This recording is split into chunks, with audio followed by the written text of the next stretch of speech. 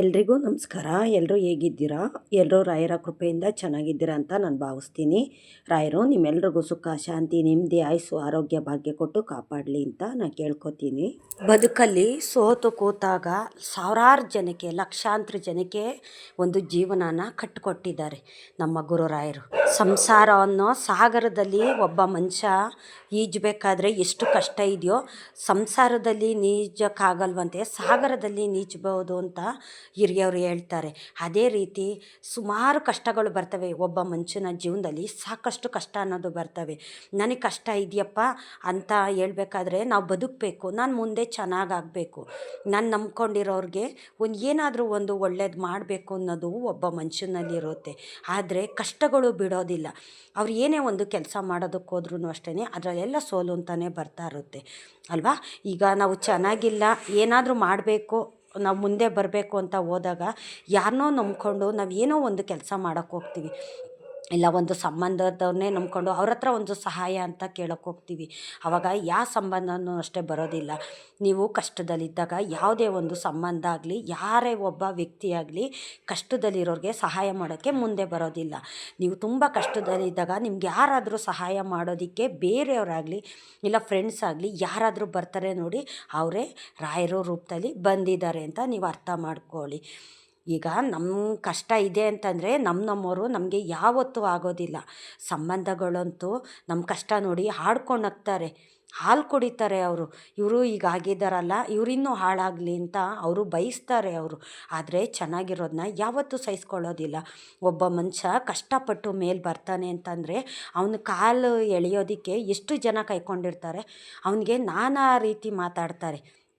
ಚೆನ್ನಾಗಿದ್ದಾನೆ ಅಂತ ಅಂದ್ಬಿಟ್ರೆ ಸಾಕು, ಅವನೇನೋ ಒಂದು ಮೋಸ ಮಾಡಿದ್ದಾನೆ, ಯಾರ್ದೋ ತಲೆ ಒಡೆದು ಬದುಕಿದ್ದಾನೆ, ಅವ್ರು ಆಗಿದ್ದಾರೆ, ಅವ್ರು ಹೀಗಿದ್ದಾರೆ ಅಂತ ಹೀನಾಯಿಸಿ ಮಾತಾಡ್ತಾರೆ ಅಲ್ವಾ. ಅದೇ ಕೆಟ್ಟರೆ ಯಾವ ರೀತಿ ಮಾತಾಡ್ತಾರೆ, ಅಯ್ಯೋ ಅವ್ನ ಕರ್ಮ ಅವನ್ನ ಕಾಡ್ತಿದೆ, ಅವ್ನು ಮಾಡಿದ್ದು ಪಾಪ ಅದಕ್ಕೆ ಅವನ್ನ ಈ ಕಷ್ಟದ ರೂಪದಲ್ಲಿ ಕಾಡ್ತಿದೆ, ಅವ್ನಿಗಿನ್ನೂ ಆಗಬೇಕು, ಮತ್ತಷ್ಟು ಆಗಬೇಕು, ಅವನಿನ್ನೂ ಕಷ್ಟದಲ್ಲೇ ಮುಳುಗಬೇಕು, ಕಷ್ಟದಲ್ಲೇ ಸಾಯಬೇಕು ಅಂತ ಆಸೆ ಪಡ್ತಾರೆ ಅಲ್ವಾ.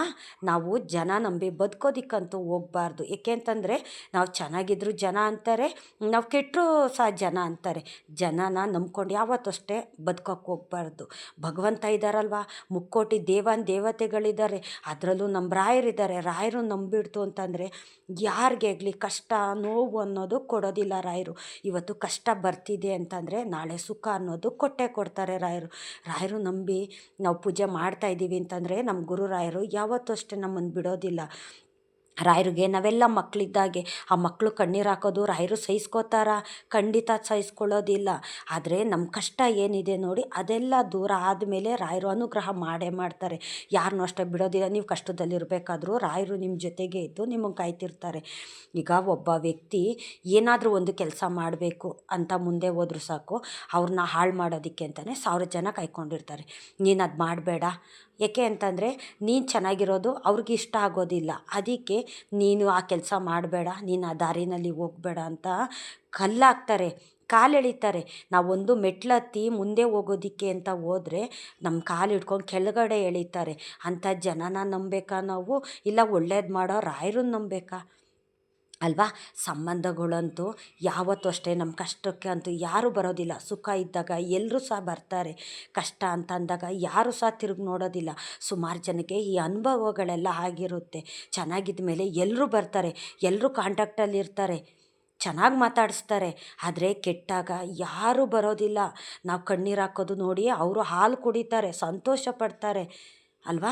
ಈ ಥರ ಜನದ ಮಧ್ಯೆ ನಾವು ಬದುಕ್ತಾ ಇದ್ದೀವಿ ಅಂತಂದರೆ ರಾಯರಿದ್ದಾರೆ. ರಾಯರು ನಂಬಬೇಕು ನಾವು ಅಷ್ಟೇ. ರಾಯರು ಯಾರೋ ಇದ್ದಾರೆ ನನ್ನ ಜೊತೇಲಿ, ಯಾರೋ ಒಂದು ಶಕ್ತಿ ಇದೆ ನನ್ನ ಜೊತೇಲಿ, ಅವರು ನನ್ನನ್ನು ಮೇಲೆ ತೊಗೊಂಡೋಗ್ತಾರೆ, ನಾನು ಮಾಡೋ ಪ್ರತಿಯೊಂದು ಕೆಲಸದಲ್ಲೂ ಯಾರೋ ಒಬ್ಬರು ಇದ್ದಾರೆ ನನ್ನ ಜೊತೇಲಿ ಅಂತ ಅಂದ್ಕೊಂಬಿಡ್ಬೇಕು. ರಾಯರನ್ನ ಸಂಪೂರ್ಣವಾಗಿ ನಾವು ನಂಬಿಡ್ತು ಅಂತಂದರೆ ಯಾವತ್ತೂ ಯಾರನ್ನೂ ನಮ್ಮ ಗುರು ರಾಯರು ಕೈ ಬಿಡೋದಿಲ್ಲ. ಇಷ್ಟನ್ನು ನಾವು ಅರ್ಥ ಮಾಡಿಕೊಂಡು ಒಂದು ಜೀವನ ಅನ್ನೋದು ಮಾಡಬೇಕು. ಈಗ ನಾವು ನಾವು ಒಂದು ಕೆಲಸ ಅಂತ ಮಾಡ್ತಾ ಇರ್ತೀವಿ. ಆ ಕೆಲಸ ಒಂದು ದಿನದಲ್ಲೇ ಮುಗ್ದೋಗುತ್ತಾ? ಮುಗಿಯೋದಿಲ್ಲ. ಈಗ ಇವತ್ತು ಕೆಲಸ ಮುಗೀತು ಅಂದರೆ ನಾಳೆ ತಿರ್ಗಿ ಅದೇ ಕೆಲಸ ನಮಗೆ ಕಾಯ್ಕೊಂಡಿರುತ್ತೆ. ಅದೇ ರೀತಿ ಕಷ್ಟ ಅನ್ನೋದು ಹಾಗೇನೆ. ದಿನೇ ದಿನೇ ನಮಗೆ ಕೆಲಸ ಕಾರ್ಯಗಳು ಯಾವ ರೀತಿ ನಮ್ಮ ಹತ್ರ ಬರ್ತಾವೋ, ನಾವು ಕೆಲಸ ಕಾರ್ಯನ ಹುಡ್ಕೊಂಡು ಹೋಗ್ತೀವೋ, ಅದೇ ರೀತಿ ಕಷ್ಟಗಳು ನಮ್ಮನ್ನು ಹುಡ್ಕೊಂಡು ಬಂದೇ ಬರ್ತವೆ. ಜನ ಕೊಡೋ ಕಷ್ಟ ಆಗಿರ್ಬೋದು, ಇಲ್ಲ ನಾವು ಮಾಡೋ ಕೆಲಸದಲ್ಲಿ ಕಷ್ಟ ಕೊಡೋದಾಗಿರ್ಬೋದು, ಈ ಥರ ಎಲ್ಲ ಒಂದು ಸಂದರ್ಭಗಳು ನಮ್ಗೆ ಎದುರಾಗುತ್ತೆ. ಆ ಎದುರಾದಾಗ ನಮ್ಮ ಹತ್ರ ರಾಯರಿದ್ದಾರೆ, ನಮ್ಮ ಜೊತೆ ರಾಯರಿದ್ದಾರೆ. ರಾಯರೇ ನೀವೇ ನೋಡ್ಕೊಳ್ಳಿ, ನನಗೆ ಯಾರು ಕಷ್ಟ ಕೊಡ್ತಿದ್ದಾರೋ ನೀವೇ ನೋಡ್ಕೊಳ್ಳಿ. ಈಗ ಒಬ್ಬ ಮನುಷ್ಯ ಒಂದು ಹೊರಗಡೆ ಹೋಗಿ ಕೆಲಸ ಮಾಡ್ತಿರ್ತಾರೆ. ಅವ್ರಿಗೆ ಅಲ್ಲಿ ಒಂದು ಸಮಸ್ಯೆ ಕೊಡೋದಾಗಿರ್ಬೋದು, ಇಲ್ಲ ಒಂದು ತೊಂದರೆ ಕೊಡೋದಾಗಿರ್ಬೋದು, ಈ ಥರ ಎಲ್ಲ ಮಾಡ್ತಿರ್ತಾರೆ. ಆ ಮನುಷ್ಯನಿಗೆ ಈ ಕಡೆ ಕೆಲಸನೂ ಮಾಡೋಕ್ಕಾಗಲ್ಲ, ಬಿಟ್ಟು ಮನೆಯಲ್ಲೂ ಇರೋಕ್ಕಾಗಲ್ಲ. ಏಕೆ ಅಂತಂದರೆ ಆ ಮನುಷ್ಯನ ನಂಬ್ಕೊಂಡು 4 ಜನ ಇರ್ತಾರಲ್ಲ, ಅವ್ರನ್ನ ಹೊಟ್ಟೆ ತುಂಬಿಸ್ಬೇಕಲ್ಲ, ಆ ಮನುಷ್ಯನೂ ಬದುಕಬೇಕಲ್ಲ ಅಲ್ವಾ. ಏನೋ ಒಂದು ನಾವು ಕೆಲಸ ಮಾಡಿ ಕೂಲಿ ಮಾಡ್ತೀವೋ, ಇಲ್ಲ ಒಂದು ಏನೋ ಒಂದು ಮಾಡ್ತೀವೋ, ಮಾಡಿ ನನ್ನ ಹೆಂಡ್ತಿ ಮಕ್ಕಳು ಸಾಕಬೇಕು, ನನ್ನ ಸಂಸಾರ ಸಾಕಬೇಕು, ನಾನು ನಂಬ್ಕೊಂಡು ತಂದೆ ತಾಯಿ ಇದ್ದಾರೆ ಅವ್ರನ್ನೂ ಸಾಕಬೇಕು ಅಂತ ಒಬ್ಬ ಮನುಷ್ಯ ಎಷ್ಟು ಕಷ್ಟಪಟ್ಟು ದುಡಿಯೋದಕ್ಕೆ ಅಂತ ಹೋಗ್ತಾನೆ.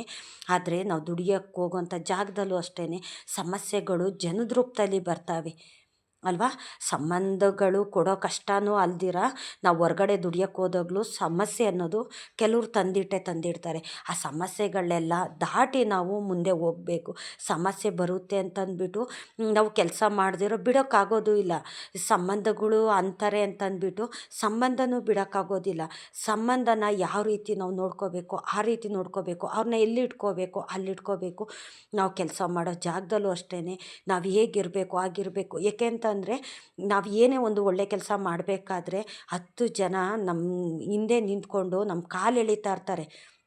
ನಮಗೆ ಸೋಲು ಬರಲಿ, ನೀನು ಚೆನ್ನಾಗಿರಬಾರ್ದು, ನೀನು ಜೀವನದಲ್ಲಿ ಮುಂದೆ ಹೋಗ್ಬಿಟ್ರೆ ನನ್ನ ಕಣ್ಣಿಂದ ನೋಡೋಕ್ಕಾಗೋದಿಲ್ಲ ಅಂತ ಒಬ್ಬ ಮನುಷ್ಯ ಕಾಯ್ಕೊಂಡಿರ್ತಾರಲ್ಲ, ಅದನ್ನೆಲ್ಲ ನೀವು ತಲೆಗೆ ಹಾಕ್ಕೊಳ್ಳೋದಕ್ಕೆ ಹೋಗ್ಬಾರ್ದು. ಅಪ್ಪ ನನಗೆಲ್ಲ ಕಷ್ಟ ಕೊಡ್ತಾ ಇರೋದು ರಾಯರೇ, ನೀವು ನನ್ನ ಜೊತೇಲಿದ್ದೀರಾ, ನಿಮಗೆ ಕಷ್ಟ ಕೊಡ್ತಿದ್ದಾರೆ, ನೀವು ಇದನ್ನೆಲ್ಲ ನೋಡ್ಕೊಳ್ಳಿ.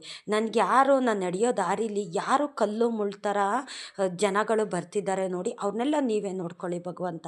ನನಗೆ ಜನ ತುಂಬ ಅಂದರೆ ತುಂಬ ಕಷ್ಟ ಕೊಡ್ತಿದ್ದಾರೆ, ನೋವು ಕೊಡ್ತಿದ್ದಾರೆ. ನಾನು ಕಷ್ಟಪಟ್ಟು ದುಡಿದು ನಾನು ಮುಂದೆ ಬರಬೇಕು ಅಂತ ನಾನು ಅಂದ್ಕೊಂಡಿದ್ದೀನಿ. ಆದರೆ ಜನಗಳು ನಾನು ಮುಂದೆ ಬರೋದಕ್ಕೆ ಬಿಡ್ತಾ ಇಲ್ಲ ಭಗವಂತ. ನೀವೇ ನೋಡ್ಕೊಳ್ಳಿ. ನೀವಿಲ್ವಾ, ನೀವಿದ್ದೀರಾ ತಂದೆ, ನನ್ನ ಜೊತೇಲಿ ಇದ್ದೀರಾ ಅಂತ ನಿಮ್ಮ ಕಷ್ಟನೆಲ್ಲ ರಾಯರ ಹತ್ರ ಹಾಕ್ಬಿಡಿ. ಖಂಡಿತ ರಾಯರು ಒಳ್ಳೇದು ಮಾಡೇ ಮಾಡ್ತಾರೆ. ಯಾರನ್ನೂ ಅಷ್ಟೇ ನಂಬುದವ್ರನ್ನ ನಡು ನೀರಲ್ಲಿ ಕೈ ಬಿಡೋದಿಲ್ಲ.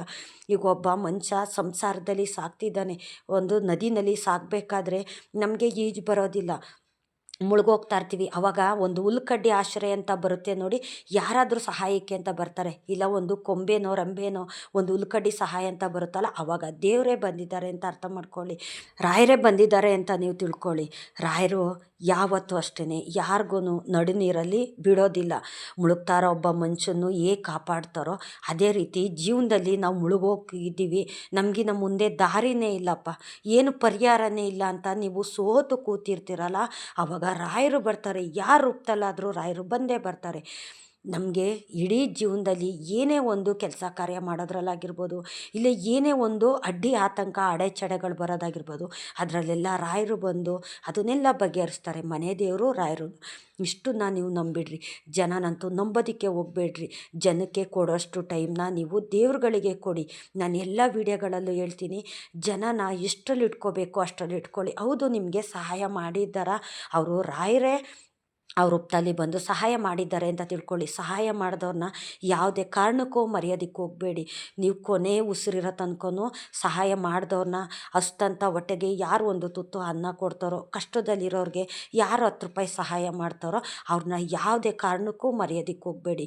ಕಷ್ಟದಲ್ಲಾದವರೇ ಭಗವಂತ ಅವ್ರ ರೂಪದಲ್ಲಿ ಬಂದು ನಮ್ಮ ಕಷ್ಟಕ್ಕಾಗಿರ್ತಾರೆ. ಅಂಥವ್ರನ್ನ ನಾವು ಯಾವತ್ತೂ ಮರಿಬಾರ್ದು. ನಾವು ದೇವ್ರಿಗೆ ದೀಪ ಹಚ್ಚಬೇಕಾದ್ರೆ ನಮ್ಮ ಕಷ್ಟಕ್ಕಾದವ್ರನ್ನ ನಾವು ನೆನೆಸ್ಕೊಂಡ್ರೆ ನಾವು ಜೀವನ ಪೂರ್ತಿ ನಮಗೆ ಯಾವುದೇ ಒಂದು ಕಷ್ಟ, ನೋವು, ನಲಿವು, ಸಂಕಟ ಅನ್ನೋದು ಬರೋದಿಲ್ಲ. ಅಂಥ ಮನುಷ್ಯ ಜೀವನದಲ್ಲಿ ಯಶಸ್ವಿಯಾಗಿ ಬದುಕ್ತಾನೆ. ಅವನೇನೇ ಒಂದು ಕೆಲಸಕ್ಕೆ ಕೈ ಹಾಕಿದ್ರು ಅಷ್ಟೇ ಅವನು ಮುಂದೆ ಹೋಗ್ತಾ ಬರ್ತಿರ್ತಾನೆ. ಕೆಲವರು ಸಹಾಯ ಮಾಡಿಸ್ಕೊಂಡಿರ್ತಾರೆ, ಕೆಲವರು ಸಹಾಯನೂ ಮಾಡಿರ್ತಾರೆ, ಅಂಥವ್ರನ್ನ ಮರ್ತು ಬಿಡ್ತಾರೆ. ಅವರು ಕಷ್ಟದಲ್ಲಿರಬೇಕಾದ್ರೆ ಅವರು ನೆನೆಸ್ಕೊಳ್ಳೋದಿಲ್ಲ. ಅವರು ತೊಂದರೆಯಲ್ಲಿದ್ದಾಗ, ಕೆಳಗಡೆ ಇದ್ದಾಗ ಒಬ್ಬ ಮನುಷ್ಯ ಸಹಾಯ ಮಾಡಿದ್ದನ್ನು ಮರ್ತು ಬಿಡ್ತಾರೆ ಅಲ್ವಾ. ಆ ಥರ ಮರೆತು ಅವ್ರ ಮೇಲೆ ಬಂದಿದ್ದಾರೆ ಅಂದರೆ ಅವ್ರಿಗೆ ಯಾವತ್ತೂ ಒಳ್ಳೆಯದಂತೂ ಆಗೋದಿಲ್ಲ. ಕಷ್ಟಕ್ಕಾದವನೇ ನೆಂಟ ಅಂತ ಹೇಳ್ತಾರಲ್ಲ, ಹಾಗೆ ಯಾರನ್ನೂ ಅಷ್ಟೇ ಕಷ್ಟಕ್ಕಾದವ್ರನ್ನ ಯಾವತ್ತೂ ಅಷ್ಟೇ ಮರೆಯೋದಕ್ಕೆ ಹೋಗಬಾರ್ದು. ನಿಮಗೆ ಜೀವನದಲ್ಲಿ ಸೋಲು ಬರ್ತಿದ್ಯಾ, ಸೋಲಿಂದೆಗಡೆನೂ ಅಷ್ಟೇ ನಿಮಗೆ ಗೆಲುವು ಅನ್ನೋದು ಕೊಡ್ತಿರ್ತಾರೆ. ಸೋತು ಕೂತಾಗಲೇ ಅಲ್ವಾ ಗೆಲುವು ಅನ್ನೋದು ಬರೋದು. ಅವಮಾನ ಹಿಂದೆಯೇ ಅಲ್ವಾ ಸನ್ಮಾನ ಆಗೋದು. ಅದೇ ರೀತಿ ಅವಮಾನ ಪಡಬೇಕು, ಕಷ್ಟಪಡಬೇಕು, ಪಟ್ಟ ಮೇಲೆ ನಮಗೆ ಸುಖ ಅನ್ನೋದು ಬರುತ್ತೆ, ಮತ್ತು ಸನ್ಮಾನ ಅನ್ನೋದು ಸಹ ನಮಗೆ ಸಿಕ್ಕೇ ಸಿಗುತ್ತೆ. ಇಷ್ಟನ್ನ ನಾವು ಅರ್ಥ ಮಾಡ್ಕೊಂಡ್ಬಿಡ್ಬೇಕು. ನಾವು ದಿನ ಇಡೀ ಏನು ಕೆಲಸ ಕಾರ್ಯನ ನಾವು ಜೀವನ ಪೂರ್ತಿ ಮಾಡ್ಕೊಂಡು ಹೋಗ್ತೀವೋ ಅದೇ ರೀತಿ ನಮ್ಮ ಜೊತೆ ಕಷ್ಟಗಳು ಅನ್ನೋದು ಸಹ ಬರ್ತಾನೆ ಇರುತ್ತೆ. ಕಷ್ಟ ಬರುತ್ತೆ ಅಂತಂದ್ಬಿಟ್ಟು ನಾವು ಜೀವನ ಮಾಡದೆ ಕೂರೋಕ್ಕಾಗುತ್ತಾ? ಇಲ್ಲ ಒಂದು ಕೆಲಸ ಕಾರ್ಯ ಮಾಡದೆ ಮನೆಯಲ್ಲೇ ಇರೋಕ್ಕಾಗುತ್ತಾ? ಇಲ್ಲ. ಏಕೆ ಅಂತಂದರೆ ಹೊಟ್ಟೆ ಅನ್ನೋದು ಇದೆಯಲ್ಲ, ಆ ಹೊಟ್ಟೆ ಸಾಕಬೇಕಲ್ಲ. ನಮ್ಮನ್ನು ನಂಬ್ಕೊಂಡು 4 ಜನ ಇರ್ತಾರಲ್ಲ, ಅವ್ರನ್ನಾದರೂ ನೋಡ್ಕೋಬೇಕಲ್ವ. ಅದಕ್ಕಾಗಿ ಏನಾದರೂ ಒಂದು ನಾವು ದಾರಿ ಹುಡುಕೊಳ್ಳೇಬೇಕು. ಆ ದಾರಿ ರಾಯರು ತೋರಿಸ್ತಾರೆ. ರಾಯರನ್ನ ನೀವು ನಂಬಿಡ್ತು ಅಂತಂದರೆ ರಾಯರೇ ನಿಮಗೆ ದಾರಿ ತೋರಿಸ್ತಾರೆ. ಅಪ್ಪ ನನಗೇನು ಮಾಡಬೇಕು ಅಂತ ಗೊತ್ತಾಗ್ತಿಲ್ಲ, ನನ್ನ ಮುಂದೆ ಹೋಗೋದಕ್ಕೆ ಎಲ್ಲ ದಾರಿಗಳು ಮುಚ್ಚೋಗಿದ್ದಾವೆ, ನೀನೇ ನನಗೆ ದಾರಿ ದೀಪ ಆಗಬೇಕು, ನೀನೇ ದಾರಿ ತೋರಿಸ್ಬೇಕು, ನೀನು ಯಾವ ರೂಪದಲ್ಲಿ ಬರ್ತೀಯೋ, ನೀನು ಹೇಗೆ ಸಹಾಯ ಮಾಡ್ತೀಯೋ ನನಗೆ ಗೊತ್ತಿಲ್ಲ ತಂದೆ. ಆದರೆ ನನಗಿವಾಗ ಕಷ್ಟ ಬಂದುಬಿಟ್ಟಿದೆ, ಸಂಕಷ್ಟ ಬಂದಿದೆ. ನನ್ನ ಕಷ್ಟನೆಲ್ಲ ನೀನೇ ದೂರ ಮಾಡಬೇಕು, ನನ್ನ ಕಷ್ಟ ಎದುರುಗಡೆ ಬಂದು ನೀನು ನಿಂತ್ಕೋಬೇಕು ರಾಯರೇ ಅಂತ ನೀವು ನಿಮ್ಮ ಕಷ್ಟನೆಲ್ಲ ರಾಯರ ಪಾದಕ್ಕೆ ಹಾಕ್ಬಿಡಿ. ಖಂಡಿತ ರಾಯರು ಯಾವುದಾದ್ರೂ ಒಂದು ದಾರಿ ತೋರಿಸ್ತಾರೆ, ಏನಾದರೂ ಒಂದು ಸೂಚನೆ ಕೊಡ್ತಾರೆ. ಯಾರಾದರೂ ಬಂದು ನಿಮಗೆ ಹೇಳ್ತಾರೆ, ಮನುಷ್ಯನ ರೂಪದಲ್ಲಿ ರಾಯರೇ ಬಂದು ಹೇಳಿಸ್ತಾರೆ. ಹೌದಪ್ಪ, ನಿನಗೆ ಇದು ಸರಿ ಹೋಗ್ತಿಲ್ಲ, ನೀನು ಬೇರೆ ಕೆಲಸ ಮಾಡು, ಇಲ್ಲ ನಿನ್ಗೆ ಆ ದಾರಿ ಸರಿ ಹೋಗ್ತಿಲ್ಲ ತಾನೇ, ಬೇರೆ ದಾರಿನಲ್ಲಿ ಹೋಗು ಅಂತ ಒಂದು ದಾರಿ ತೋರಿಸ್ತಾರೆ ನೋಡಿ. ಅವರು ಗುರು ರಾಯರೇ ಅವರು ರೂಪದಲ್ಲಿ ಬಂದಿದ್ದಾರೆ ಅಂತ ನೀವಿಷ್ಟನ್ನು ಅರ್ಥ ಮಾಡ್ಕೊಳ್ಳಿ. ಸುಮಾರು ಜನ ತುಂಬ ಕಷ್ಟದಲ್ಲಿದ್ದೀರ, ತುಂಬ ಸಮಸ್ಯೆನಲ್ಲಿದ್ದೀರ. ಸುಮಾರು ಜನ ಅಂತೂ ಸಾಲ ಸಮಸ್ಯೆಗೆ ಸಿಕ್ಕಾಕೊಂಡ್ಬಿಟ್ಟಿದ್ದೀರ ನೋಡಿ. ಒಂದು ಸಾಲ ನೀವು ಮಾಡ್ತೀರಾ ಅಂತ ಅನ್ನೋದಾಯಿತು ಅಂತಂದರೆ ತೀರ್ಸೋಕ್ಕೆ ಶಕ್ತಿ ಇದ್ದರೂ ಮಾತ್ರ ಸಾಲ ಅನ್ನೋದು ಮಾಡೋಕ್ಕೋಗಿ. ಸಾಲ ಅನ್ನೋದು ಸೂಲು ಥರ, ಕತ್ತಿಗೆ ಹಾವು ಸುತ್ತಾಕೊಂಡಾಗೆ. ನಾವು ಸಾಲ ಮಾಡಿದ್ರೆ ನೆಮ್ಮದಿಯಾಗಿ ನಿದ್ದೆ ಮಾಡೋಕ್ಕಾಗೋದಿಲ್ಲ, ನೆಮ್ಮದಿಯಾಗಿ ಊಟ ಮಾಡೋಕ್ಕಾಗೋದಿಲ್ಲ, ನೆಮ್ಮದಿಯಾಗಿ ಮನೆಯಲ್ಲಿ ಇರೋಕ್ಕಾಗೋದಿಲ್ಲ. ಯಾವಾಗ ಸಾಲದವ್ರು ಬರ್ತಾರೋ, ಯಾವಾಗ ನಂಗೆ ದುಡ್ಡು ಕೊಡು ಅಂತ ಕೇಳ್ತಾರೋ, ನಮ್ಗೆ ಆಡ್ಕೊಳ್ಳೋರು ಎದುರುಗಡೆ ಎಲ್ಲಿ ಬಂದು ಮರ್ಯಾದೆ ತೆಗೀತಾರೋ ಅಂತ ನೀವು ಒಂದೊಂದು ಕ್ಷಣನೂ ಭಯದಲ್ಲೇ ಬದುಕ್ತಾ ಇರ್ತೀರ ಅಲ್ವಾ. ಸಾಲ ಮಾಡಬೇಕು, ಮಾಡ್ದಿರ ಜೀವನ ಇಲ್ಲ. ಜೀವನ ಮಾಡಬೇಕಾದ್ರೆ ಒಂದು ಸಾಲ ಮಾಡಲೇಬೇಕು. ಪ್ರತಿಯೊಬ್ಬ ಮನುಷ್ಯನೂ ಸಾಲ ಮಾಡ್ತಾರೆ. ಆದರೆ ತೀರಿಸೋ ನಮಗೆ ಶಕ್ತಿ ಇದ್ದರೆ ಮಾತ್ರ ನಾವು ಸಾಲ ಮಾಡಬೇಕು. ನಮಗೆ ಅವಶ್ಯಕತೆಗೆ ಮೀರಿದ್ದು ನಾವು ಸಾಲ ಮಾಡೋದಕ್ಕೆ ಹೋಗಬಾರ್ದು. ಸಾಲ ಮಾಡ್ಕೊಂಡಿರೋರು ಸುಮಾರು ಜನ ನೀವು ಕಣ್ಣೀರು ಇಡ್ತಾ ಇದ್ದೀರಾ. ನಾವು ಬಡ್ಡಿ ಕಟ್ಟಿನೇ ನಮ್ಮ ಜೀವನ ಎಲ್ಲ ಕಳೀತಾ ಇದ್ದೀವಿ, ಸಾಲ ಮಾತ್ರ ತೀರ್ತಾ ಇಲ್ಲ ಅಂತ ನೀವು ಹೇಳ್ತೀರಾ. ಸಾಲ ತೀರೋದಕ್ಕೆ ಅಂತ ರಾಯರು ಒಂದು ಪರಿಹಾರ ಕೊಡ್ತಾರೆ. ನೀವು ರಾಯರು ನಂಬಿ ಒಂದು ಪೂಜೆ ವ್ರತ ಅಂತ ಮಾಡಿ, ಒಂದು ಸಂಕಲ್ಪ ಮಾಡಿ. ದಿನವಿಡೀ ನೀವು ಒಂದು ಪೂಜೆಯಲ್ಲಿ ನೀವು ಒಂದು ಸಂಕಲ್ಪ ಅಂತ ಇಡಿ. ಸುಮ್ಮನೆ ಪೂಜೆ ಮಾಡೋದಲ್ಲ, ನಿಮ್ಮ ಕಷ್ಟ ಇಲ್ಲ ಹೇಳ್ಕೊಳ್ಳೋದಲ್ಲ, ಒಂದು ಸಂಕಲ್ಪ ಇಡಿ. ಸಂಕಲ್ಪ ಇಟ್ಕೊಂಡು ನೀವು ಪೂಜೆ ಮಾಡಿ. ನಾನು ಅದಕ್ಕೆ ಹೇಳೋದು, ತುಂಬ ಜನಕ್ಕೆ ತುಂಬ ಸಮಸ್ಯೆ ಅನ್ನೋದು ಇದೆ. ನೀವು ಬ್ರಾಹ್ಮಿ ಮುಹೂರ್ತದಲ್ಲಿ ನೀವು ಪೂಜೆ ಮಾಡಿ, ತುಂಬ ಅಂದರೆ ತುಂಬ ಒಳ್ಳೆಯದಾಗುತ್ತೆ. ನಿಮ್ಮ ಮನೆಯಲ್ಲಿ ಯಾವುದೇ ಒಂದು ನಕಾರಕ ಶಕ್ತಿ, ಈಗ ದಾರಿದ್ರ್ಯ ಅಂತ ಹೇಳ್ತಿರಲ್ಲ, ಈಗ ಸಾಲ ಮಾಡ್ಕೊಂಡಿರೋರ್ಗಾಗಲಿ, ಮನೆ ಪರಿಸ್ಥಿತಿ ಸರಿ ಇಲ್ಲ ಅನ್ನೋರ್ಗಾಗಲಿ, ಅದೆಲ್ಲ ಏನು ದಾರಿದ್ರ್ಯ. ನಮ್ಮನೆಗೆ ದಾರಿದ್ರ್ಯ ಬಂದ್ಬಿಟ್ಟಿದೆಯಪ್ಪ ಅಂತ ಹೇಳ್ತಾರಲ್ಲ, ಅದೇ ಇದಕ್ಕೆಲ್ಲ ನಾವು ಮಾಡೋ ಅಂಥ ತಪ್ಪುಗಳಿಂದನೇ ದಾರಿದ್ರ್ಯ ಲಕ್ಷ್ಮಿ ಅನ್ನೋದು ನಮ್ಮ ಮನೆಗೆ ಬಂದು ಸೇರ್ಕೊಳ್ಳೋದು. ಆದಷ್ಟು ದಾರಿದ್ರ್ಯ ಲಕ್ಷ್ಮಿನ ಮನೆಗೆ ಆಹ್ವಾನ ಮಾಡೋದಕ್ಕೆ ಹೋಗಬೇಡಿ. ತಾಯಿ ಲಕ್ಷ್ಮೀದೇವಿ ಮನೆಗೆ ಬರೋ ಥರ ನೀವು ಒಂದು ಪೂಜೆ ಪುನಸ್ಕಾರ ಅಂತ ನೀವು ಮಾಡಿ. ಖಂಡಿತ ದೇವತೆಗಳು ನಿಮ್ಮ ಮನೆಯಲ್ಲಿ ಇರ್ತಾರೆ. ನೀವು ಏನೇ ಒಂದು ಕೆಲಸಕ್ಕೆ ಹೋದರೂ ಸಹ ನಿಮಗೆ 10 ಹೆಜ್ಜೆ ಮುಂದೆ ತಗೊಂಡು ಹೋಗ್ತಾರೆ. ನೀವು 10 ರೂಪಾಯಿ ಬಯಸಿದ್ರೆ ನಿಮಗೆ 1000 ರೂಪಾಯಿ ಆಗೋವಂಥ ಕೆಲಸನ ದೇವತೆಗಳು ಅನುಗ್ರಹ ಮಾಡ್ತಾರೆ. ನಿಮಗೆ ಸೂಚನೆ ಮುಖಾಂತರ ನಿಮಗೆ ಕೊಡ್ತಾರೆ. ನಿಮಗೆ ಅದಕ್ಕೆ ಹೇಳೋದು, ಹೆಣ್ಮಕ್ಳು ರಾಯರ ಪೂಜೆ ಮಾಡ್ತಾಯಿದ್ದೀರಾ ಅಂತಂದರೆ ಡೈಲಿ ಸ್ನಾನ ಮಾಡಬೇಕು. ಸ್ನಾನ ಮಾಡ್ದಿರ ದೇವ್ರ ಮನೆಗೆ ಹೋಗೋದಕ್ಕೆ ಹೋಗಬೇಡಿ. ಆದಷ್ಟು ಬ್ರಾಹ್ಮಿ ಮುಹೂರ್ತದಲ್ಲಿ ಪೂಜೆ ಮಾಡಿ. ಈಗ ಧನುರ್ಮಾಸ ಬರ್ತಿದೆ. ನಾನು ಈಗ ಧನುರ್ಮಾಸಕ್ಕೆ ಸಂಬಂಧಪಟ್ಟಾಗೆ ಒಂದು ವಿಡಿಯೋ ಮಾಡಿ ಹಾಕ್ತೀನಿ. ಯಾವ ರೀತಿ ಮಾಡಬೇಕು, ಎಷ್ಟು ದಿನ ಮಾಡಬೇಕು, ಯಾವ ರೀತಿ ಮಾಡಿದ್ರೆ ನಿಮಗೆ ಒಳ್ಳೆಯದಾಗುತ್ತೆ ಅಂತ ನಾನು ಒಂದು ವಿಡಿಯೋ ಮಾಡಿ ಹಾಕ್ತೀನಿ. ನಾನು ಈ ವಿಡಿಯೋ ತುಂಬ ಲೆಂತಿ ಆಗಿಬಿಡುತ್ತೆ. ಅದಕ್ಕೋಸ್ಕರ ನೆಕ್ಸ್ಟ್ ವಿಡಿಯೋದಲ್ಲಿ ನಾನು ಧನುರ್ಮಾಸ ಪೂಜೆ ಯಾವ ರೀತಿ ಮಾಡೋದು ಅಂತ ನಾನು ಡೀಟೇಲಾಗಿ ನಾನು ಹೇಳ್ತೀನಿ. ಏಕೆಂತಂದರೆ ನಾನು ಸುಮಾರು ವರ್ಷದಿಂದ ನಾನು ಧನುರ್ಮಾಸ ಮಾಡ್ತಾಯಿದ್ದೀನಿ. ಅಂದರೆ ತಿಂಗಳು ಪೂರ್ತಿ ಅಂತಲ್ಲ, ವರ್ಷದಲ್ಲಿ ಯಾವುದೇ ಒಂದು ಟೈಮಲ್ಲಾಗಿರ್ಬೋದು.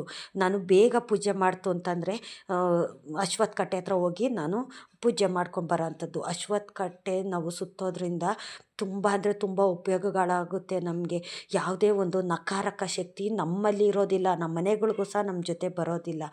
ಇದನ್ನೆಲ್ಲ ಮಾಡಿ ನನಗೆ ಒಳ್ಳೆಯದಾಗಿದ್ದಕ್ಕೇ ನಿಮಗೆ ಹೇಳ್ತಾ ಇರೋಂಥದ್ದು ನಾನು. ಇಷ್ಟೊತ್ತು ನನ್ನ ವಿಡಿಯೋ ನೋಡಿದ್ದಕ್ಕಾಗಿ ತುಂಬ ಹೃದಯದ ಧನ್ಯವಾದಗಳು. ರಾಯರು ನಿಮ್ಮೆಲ್ರಿಗೂ ಸುಖ, ಶಾಂತಿ, ನೆಮ್ಮದಿ, ಆಯುಸ್ಸು, ಆರೋಗ್ಯ ಭಾಗ್ಯ ಕೊಟ್ಟು ಕಾಪಾಡಲಿ.